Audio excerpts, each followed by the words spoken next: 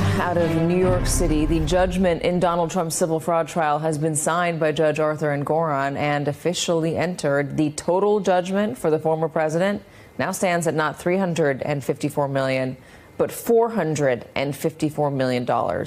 Joining us now is Lisa Rubin. Lisa, thank you very much for rushing to a camera. Why is this so much higher than what we recorded last week? So, Kitty, the award last week reflected the profits or ill-gotten gains that Judge Engoron determined that the Trump defendants had to return. And in each case, he said that they owed prejudgment interest dating back to... In 2023, Donald Trump sat in a deposition and testified under oath that he had substantially in excess of $400 million in cash. His own words, under oath, in the case being brought against him. 14 months later, his lawyers stood in court and filed a formal brief saying he could not secure a bond of approximately $464 million because he did not have sufficient liquid assets. The New York Attorney General's office noticed the contradiction immediately. They filed a responsive brief pointing directly at it. If Trump had testified under oath that he had over $400 million in cash, the question of why that cash could not be used to secure a bond of the same approximate amount required an answer, not a reduction in the bond requirement. The gap between what Trump said under oath about his own wealth and what his legal team said about his ability to meet a financial obligation tells you more about the $454 million judgment story than any single legal ruling does. That is where I want to start. Judgment interest dates back to March 4th, 2019, almost 5 years ago.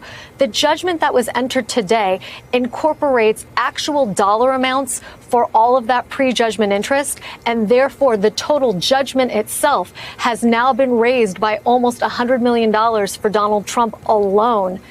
Now, after today, it will continue to accrue 9% interest annually, and we estimate that that's around $111,000 per day starting today. $111,000 per day starting today. He's got 30 days to appeal this. Does it pause for the 30-day appeal, or is it just ongoing now? So it continues to accrue, that's my understanding, until he obtains a stay. And the way, of course, to obtain a stay is not only by filing what's called a notice of appeal, but by posting what the law refers to as an undertaking. Let me tell you how the number jumped by nearly $100 million overnight, because the gap between the February 16th verdict and the February 23rd judgment confused a lot of people, and the confusion matters. On February 16th, 2024, Judge Arthur Engoron issued the final verdict in the New York civil fraud case. The headline number, approximately $364 million in disgorgement, the return of profits Trump had obtained through fraud. Disgorgement is important to understand because it is not a fine. It is not punishment designed to hurt Trump. It is, in the strict legal sense, simply the return of money that should not have been his in the first place. The theory, Trump obtained better financing terms from banks by presenting inflated asset values. He paid lower interest rates than he would have paid if the banks had known the true numbers.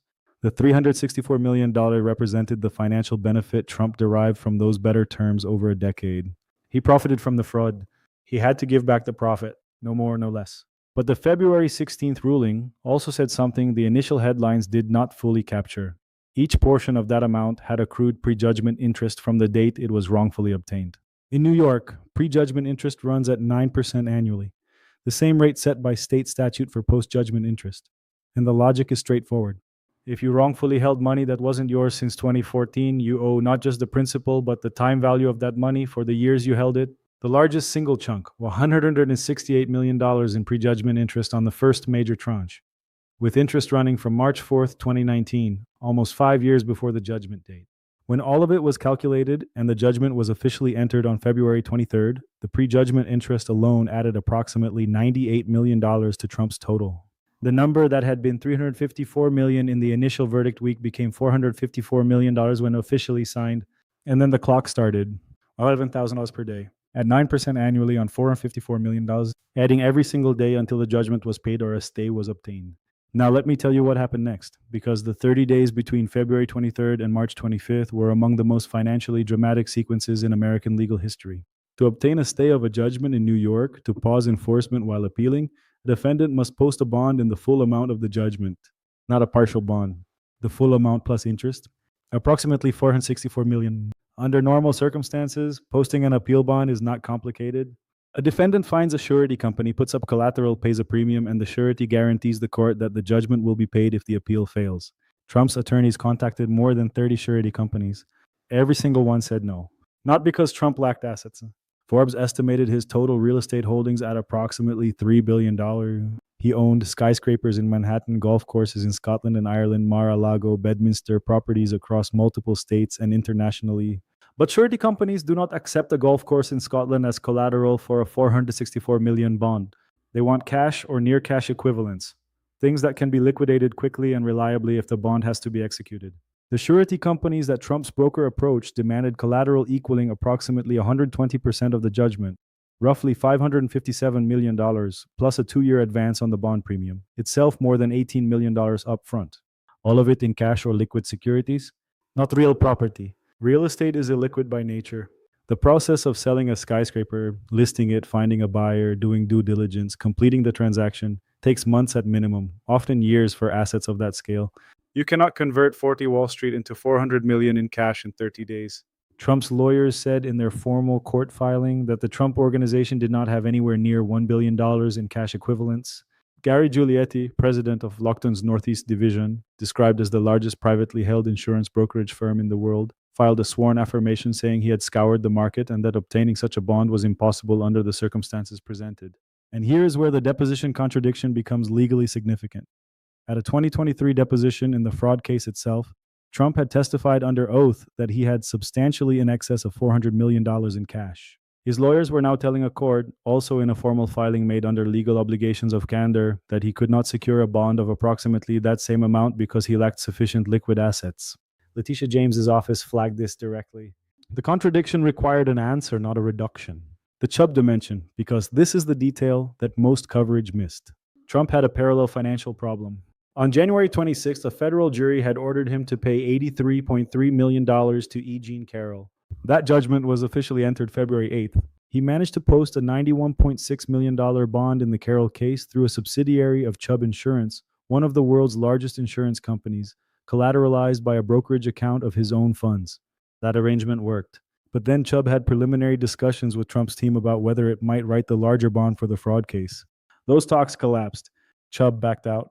Why? The Carroll bond had become public knowledge. It created reputational pressure on Chubb from shareholders and advocacy groups who did not want the company associated with Trump's legal defense. The reputational cost of the Carroll bond had become visible before Chubb made a decision on the fraud bond.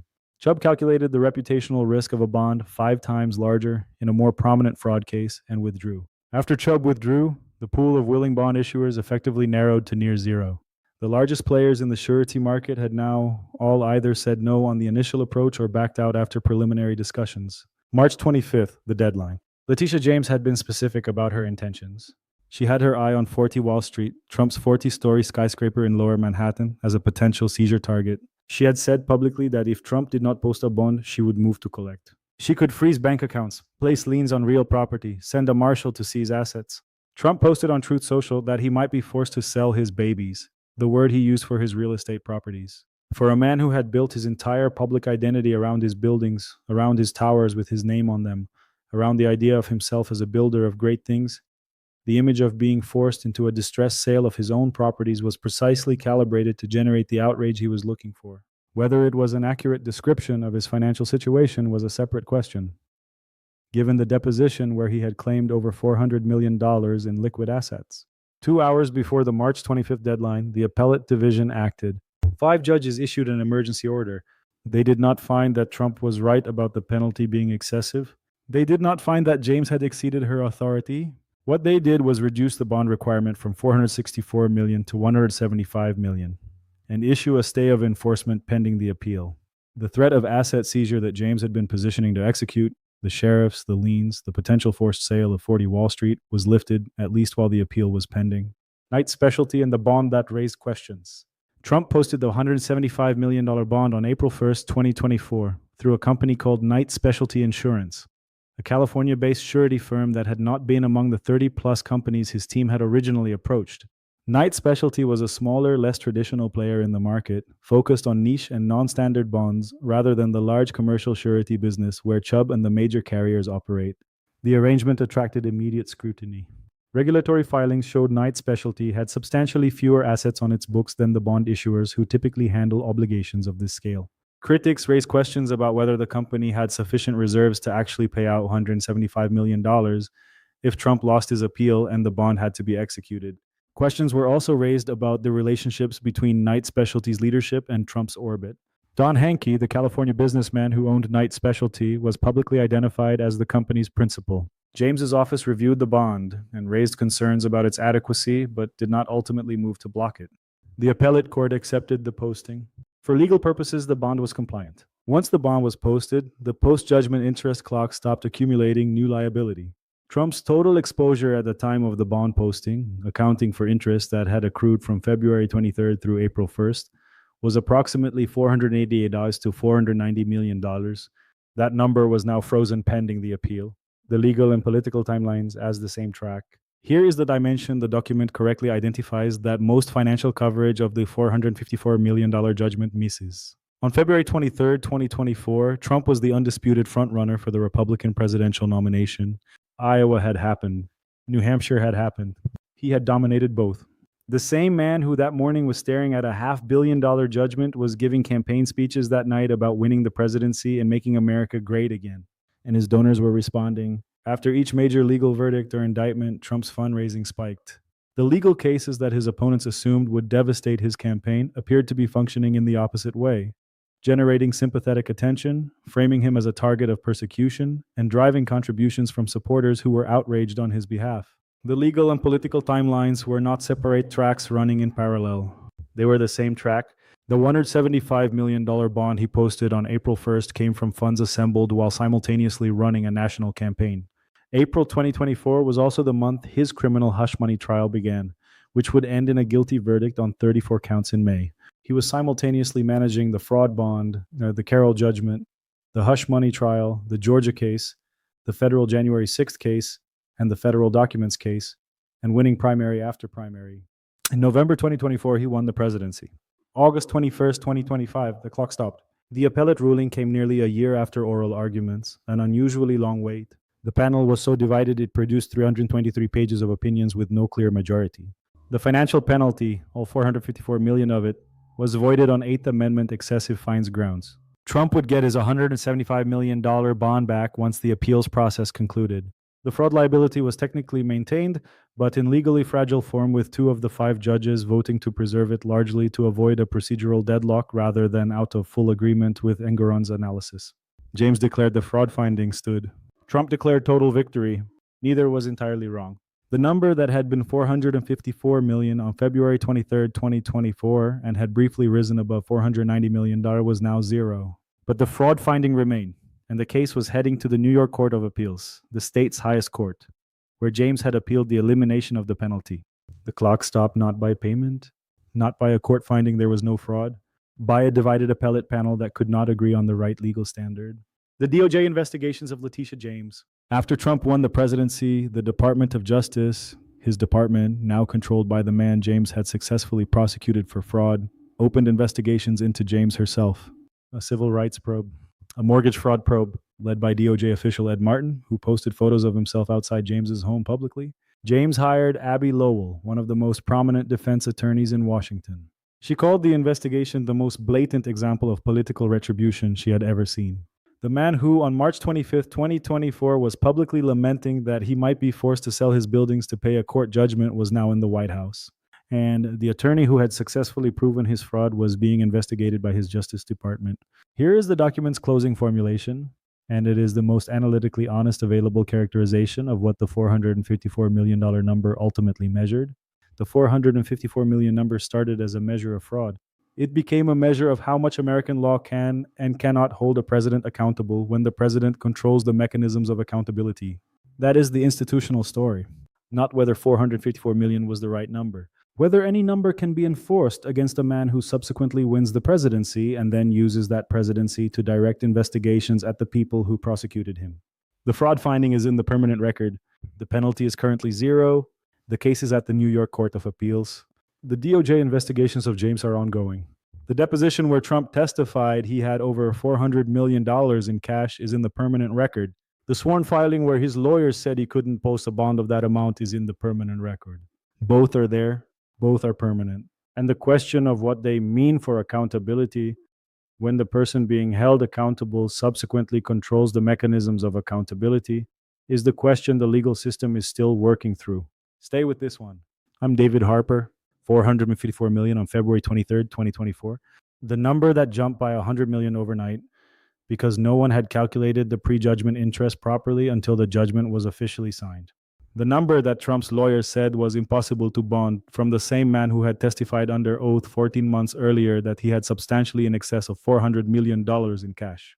The number that was reduced to $175 million by a 2-hour emergency order when Letitia James was preparing to move against his properties. The number that was raised to $490 million by daily interest before Knight Specialty posted the bond and stopped the clock. The number that was voided to zero by a divided appellate panel 18 months later, not because there was no fraud, but because 5 judges couldn't agree on whether the penalty was constitutionally excessive. And now the man who owed that number is in the White House. And the attorney who proved his fraud is being investigated by his Justice Department. That is what the $454 million measured, not just the fraud. The gap between what the law can establish and what it can actually execute against someone who holds enough political power to make that execution politically and institutionally complicated. The fraud finding is still in the record. The case is still moving. The question is still open. I'm David Harper. One more thing about the baby's post, because it is the most analytically revealing public statement Trump made during the entire 30-day financial crisis. On March 25th, 2024, with the deadline hours away and Letitia James publicly confirming she was prepared to move against his assets, Trump posted on Truth Social that he might be forced to sell his babies to pay the judgment. The word babies for his real estate properties.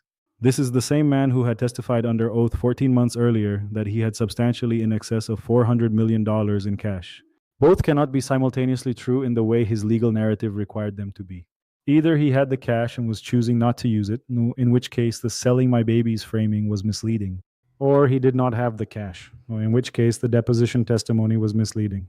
The New York Attorney General's office posed exactly this question in its formal responsive filing. James did not require him to answer it in order to enforce the judgment. But the question is now permanently embedded in the legal record alongside both statements. What the baby's post tells you about the 30 days, Trump's political calculation never stopped, even at the moment of maximum financial pressure. The post was not primarily a financial disclosure. It was a political communication designed to frame him as a target, to generate sympathy, to drive donations from supporters who would see their president being forced to sell his babies to satisfy a judgment he called unjust. Whether the situation was as dire as the post suggested was a legal question. The political function of the post was immediate and effective. That dual nature, legal document and political communication simultaneously, is what made the 30 days from February 23rd to March 25th, 2024, unlike anything in American legal history. The fraud finding is in the record. The deposition contradiction is in the record. The baby's post is in the record. The $175 million bond is in the record. The divided appellate panel voiding the penalty is in the record. The DOJ investigations of James are in the record. All of it. Permanent. I'm David Harper.